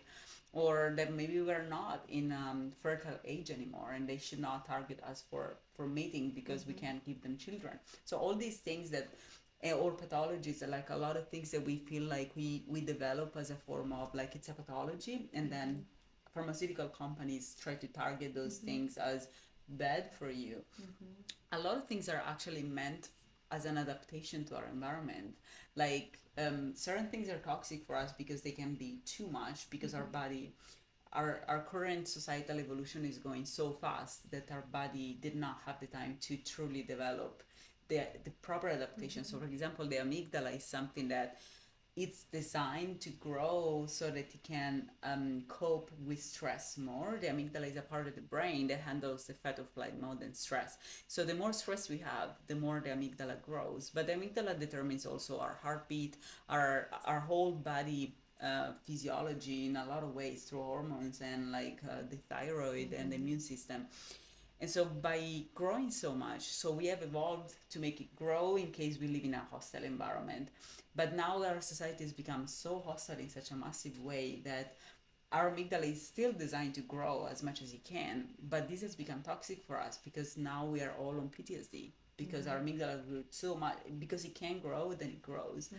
But now people are awakening also because they're turning off their amygdala because we go through so much trauma that we get to the point of being like, wait a minute, the amygdala itself grows so much in such a short time that it goes in short circuit. It's like, I can't handle this, and it dies. Like it not dies, but like it stops working, and so we have our breakthroughs. But a lot of things, like even for example the plaques in our arteries that most people think that are bad for us. Yes, they're bad for us, but there are an adaptation to improve the blood flow in certain situations in which otherwise your arterial walls will not be capable of properly handle your circulatory system, your circulation, and to send nutrients and to process oxygen and CO and carbon dioxide. So even those things that we consider as bad, right? And this is to say that a lot of things that we consider as, oh, this is for my fight or flight mode, maybe we are just designed for things to grow in a certain way and to change so that It's we can only when adapt. it becomes overdrive that it's a problem. And something Yes. I've also been learning, you mentioned the chemical companies, is, again, this all goes back to capitalism and consumerism, because, if we realize that we actually have pharmacies within our bodies, like by contracting a muscle, we release hormones that generate dopamine and serotonin, and by hugging each other we literally release oxytocin. Like our bodies are the pharmacies themselves, and then we don't need these toxins, these poisons, and we don't need to spend this money on their system. And the more we learn about how the body works, we realize that it's literally all within. It's the same answer as these ancient yogis, that it's the divine is within, because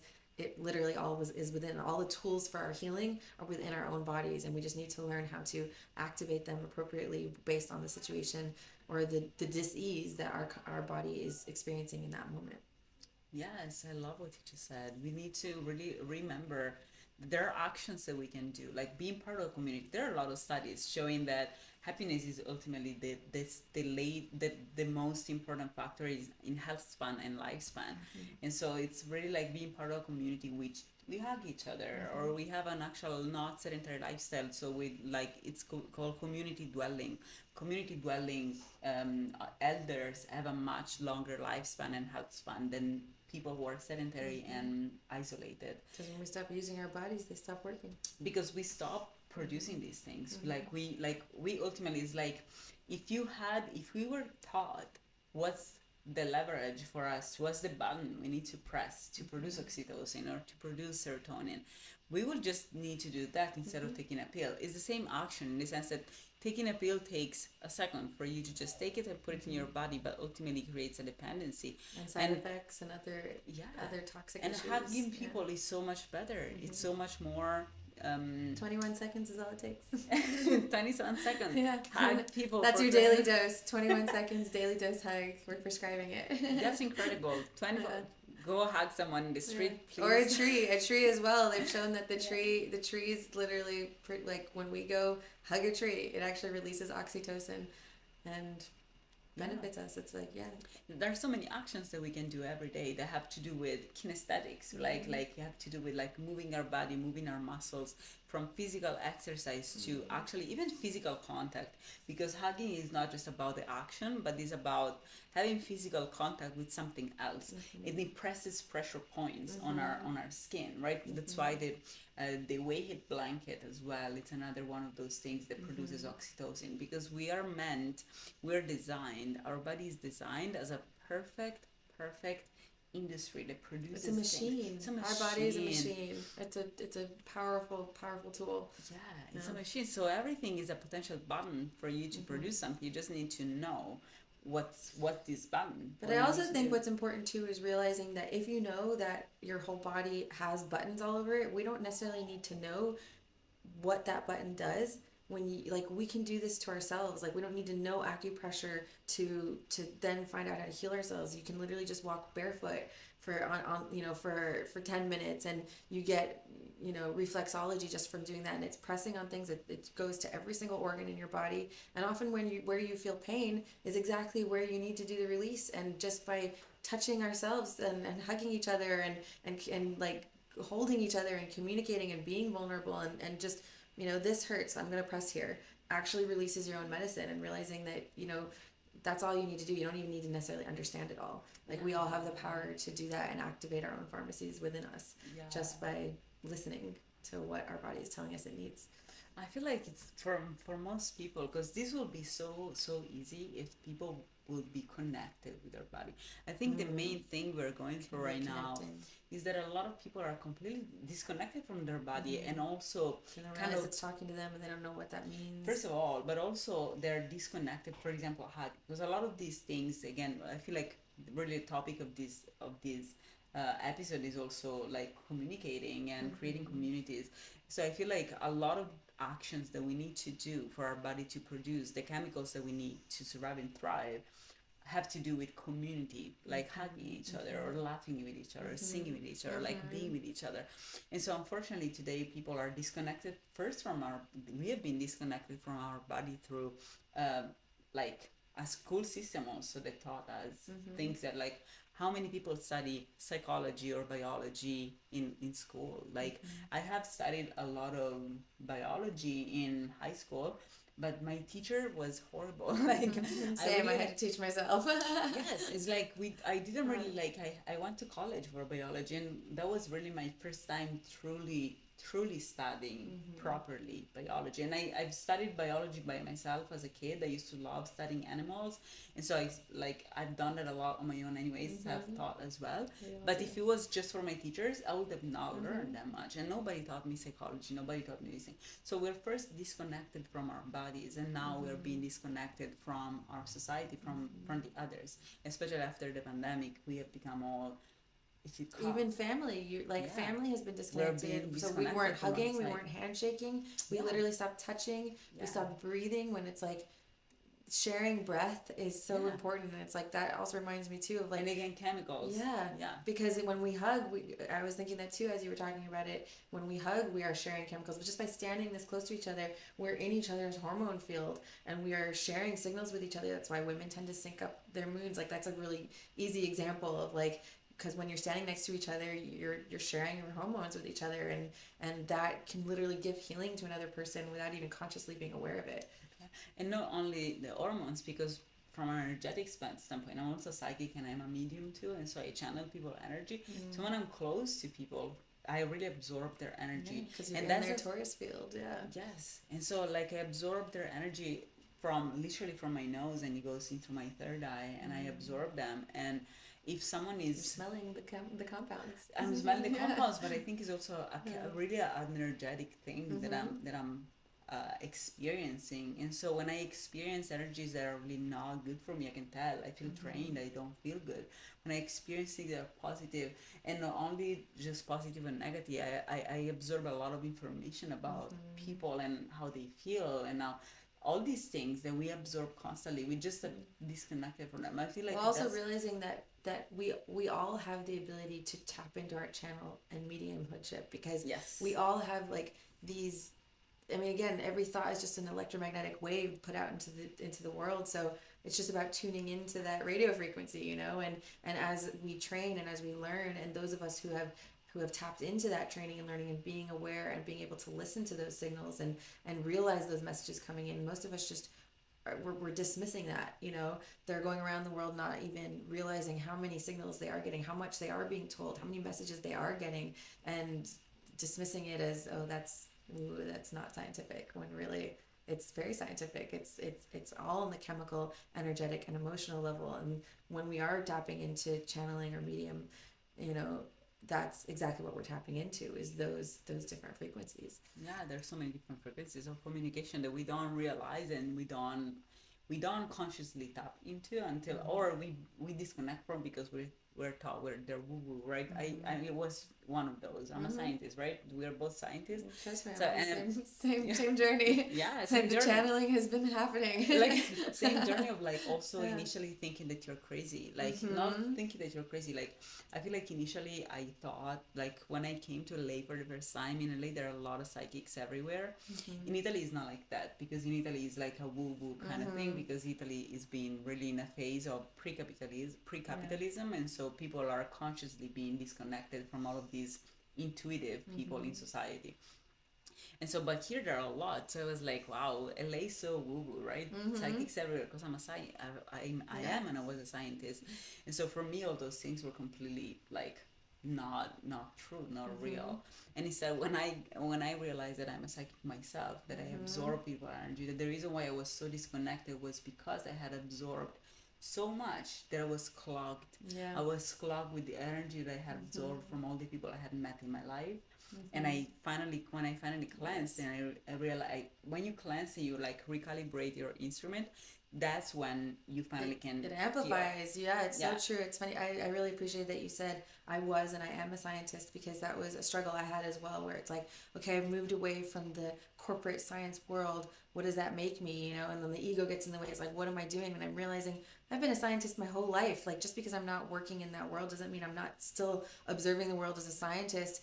And like you were saying, as I've gone through the healing journey and cleansed so much, it's like you can hear more, you can see more, you can feel more, and you can listen more to your body. You can understand more when you're standing next to a plant. You do feel its energy, you know. And it's like you're everything's just so clogged up from all the frequencies that are coming from our radio waves and from the, you know, the phones that we're doing. And when we're here in the city, it's so much harder, it's so much louder, that our bodies can't our bodies can't differentiate, and all we're feeling is this like, and we don't know what it is. It's true. But as we start to clear that, then you start to tap into these subtle energies and Find start their to energy. realize that they're speaking pretty clearly and Yeah. have very distinct messages. Yes. And, Yes, and yes. tones and sounds and Yes, and honestly, like for what you said about the being a scientist in the corporate world, actually, people who work in corporate are mostly not real scientists, because a scientist is someone who is curious, who is open-minded, and who challenges those who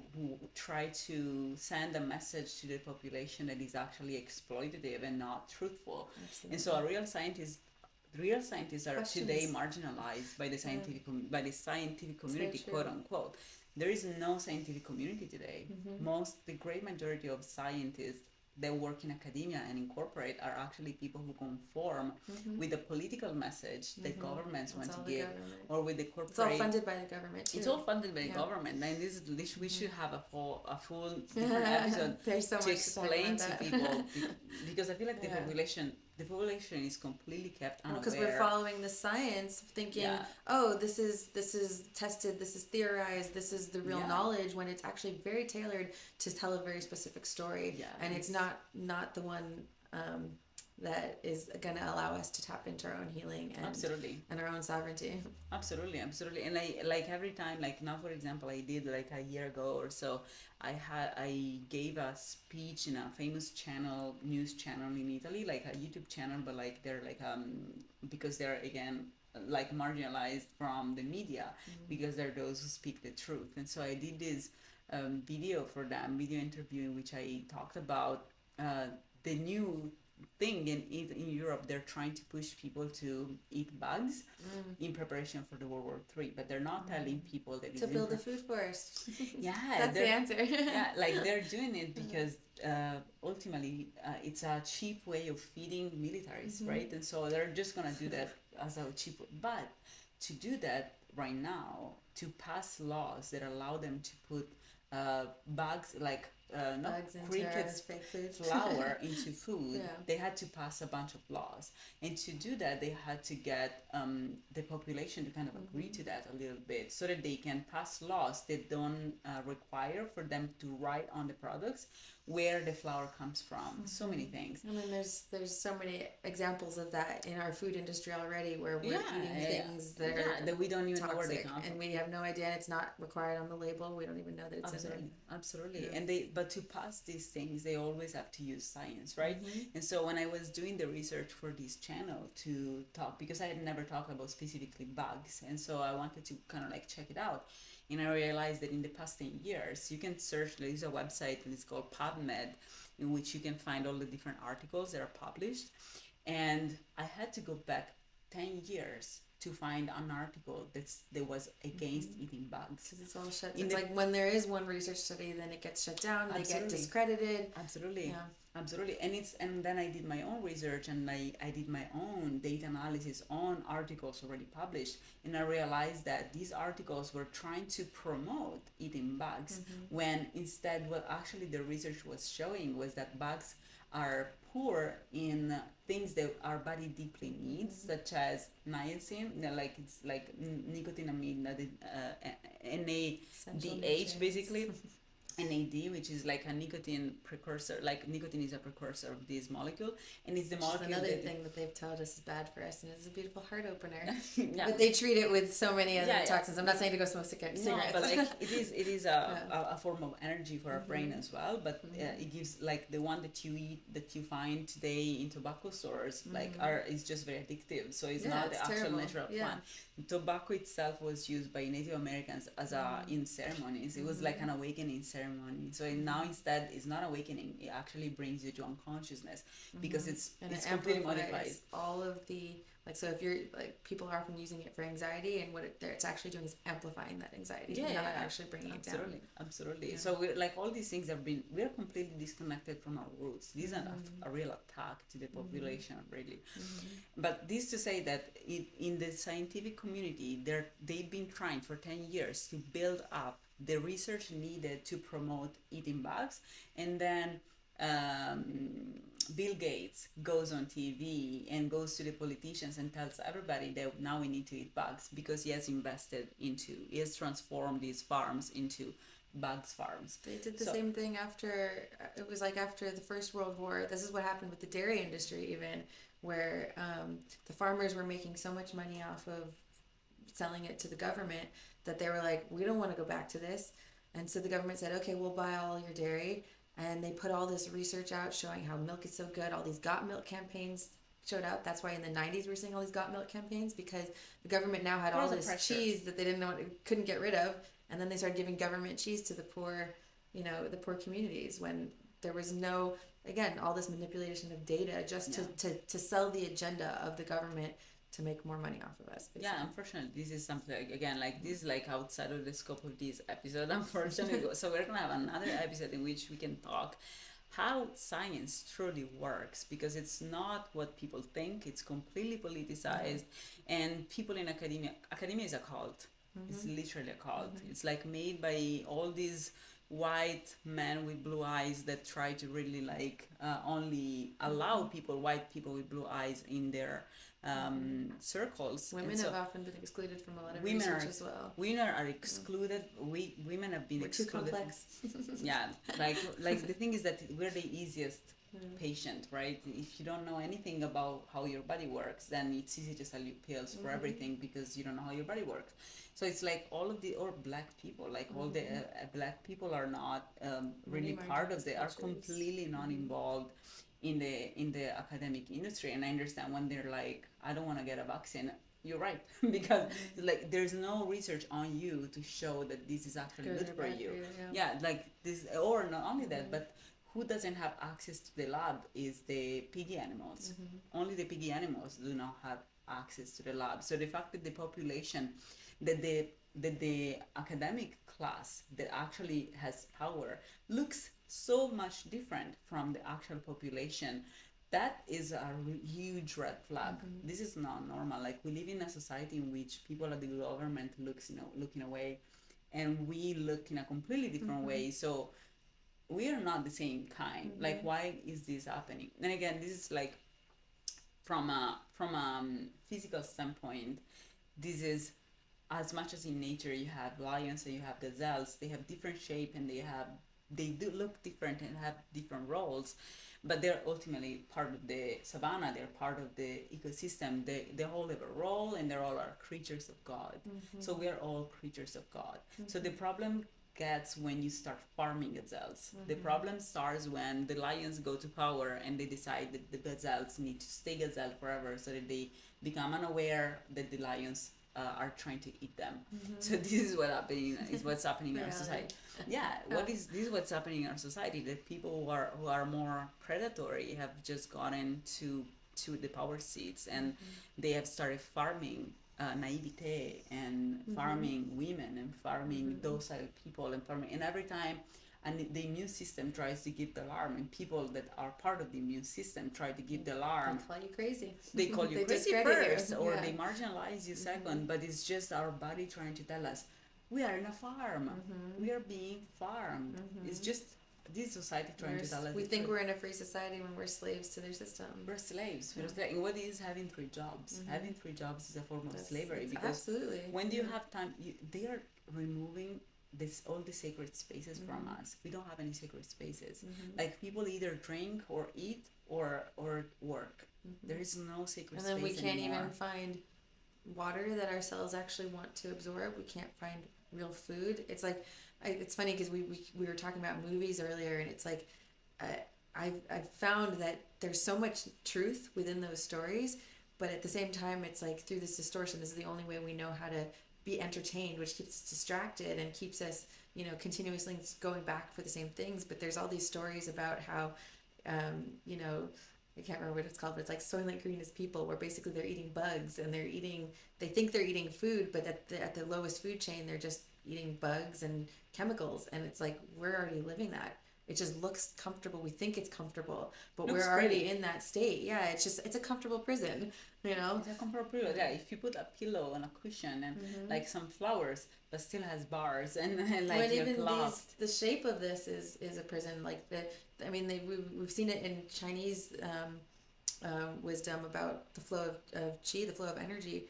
Nothing in nature has right angles. Nothing has right angles. This blocks the flow of energy. And this breaks up molecules. This literally makes, when you put water through our pipes, it takes living water that they've shown has beautiful crystalline structures and breaks that structure. So now you're consuming dead water. It can't get to your cells in the right way. And it also is lacking all the nutrients that we need to actually get into our cells, which are passive. The water channels to our cells are passive. Our society is completely built really in a way that is made to prevent us from actually getting nourishment, from we can get connected to it. And even the walls, I agree with what you said about the houses being prisons in a sense, because the reason why we have a society in which the great majority of families are dysfunctional is because of these walls. When we used to live in tribes where everybody shared with each other everything, the toxic people in their society were immediately red flagged, and they were immediately get kicked out, because you could hear people yelling, you could see people being abusive, you could see people doing things that were not proper and they were not appropriate for the community, and the community chief would just address it and kick out that person. But because we are in closed walls now, we're like in closed families, then abuse happen all the time. And then we have to keep it all in because of shame and guilt and fear. And again, it's those same cycles. Nobody knows. Because if everybody lives in their own walls, we don't share, we don't communicate anymore. This is again a division. All these compartmentalization are never for the well-being of everybody. It's always because then If you have dysfunctional families, you have traumatized people, you have people who are gaslit, and that creates perfect employees, perfect consumers, perfect patients for capitalistic society. And so division is never good, guys. If anybody tries to divide you from others, to disconnect you from your own body, to disconnect you from your roots, from your culture, from like ancient knowledge, from books, and we could talk forever about this, Yes. but we need to really come to an end and wrap up this episode. But try to really understand that nobody who loves you tries to disconnect you from yourself, from the truth. Nobody, like, people can only love you through truth, and giving you love, and giving you um, allowing you to be connected with the truth, and to with the truth of your own body and of your own society, and having open doors, having open sharing, like ways of sharing the truth. This is really the only way of loving each other. And we can talk forever about this, but we need to wrap up. So if you want to share any project or any website or any page that you want to share about yourself or what you're doing, and if you want, I know that I'm you're actually also, pretty disconnected from that world. I love We it. yeah, it's more through word of mouth and continuing to share. And please, everyone, just share what you've learned and what you took away from it. You And have an email? You yeah. have something that you want to share with people for them Yeah. to message you? Sure. It's emarsh@outlook.com, and you can find me on Instagram at @emilyrook_789, and we're actually on there doing a lot of communication about food forest action groups and getting more education on that and sharing that with the community as a whole. And if you want to be a part of that, we welcome you. Thank you so much, Emily. I Thank really you. loved our episodes, Thank you. especially I love especially hosting powerful and intelligent and educated and empathetic women here, because we really are the leaders of the future. And I can't wait for to see how what kind of tree you're gonna bloom into, like what kind of tree you're gonna become with time. And we already are becoming, so it's all a process. We already are that tree. We are just becoming step by step. And we're gonna put your contacts at the end of the description of the episode. So please let us know what you think. Respond in the Q&A section of the Spotify, or comment on YouTube. And you can find me at 360holistic.coach on Instagram, or on my website at 360holisticcoach.com. And I organize events and outdoor events to heal people and to help people manifest good in the world. And I'm also going to be hosting a retreat in October 3 to 6, and maybe you're going to be there too, you never know. And the retreat is going to be in California, and in a retreat that is just incredible. So check it out. I'm gonna put the link to the retreat as well. It's called the Heal Retreat for the Healthy Embodiment of Authentic Living, and it's going to have a lot of activities: cacao ceremonies, ecstatic dances, yoga, Kriya Yoga, and it's with Roby, who is gonna teach Kriya Yoga at the retreat, and I'm gonna be teaching Kundalini, tantra, and sound baths, and cooking classes even, and a lot of different kinds of ceremonies and sharing circles and vision settings. It's like going to be a lot of things which are ultimately meant for healing and for resetting and for really manifesting our best life. So thank you so much for listening. I hope you enjoyed this episode, and we'll see you next time. Thank you.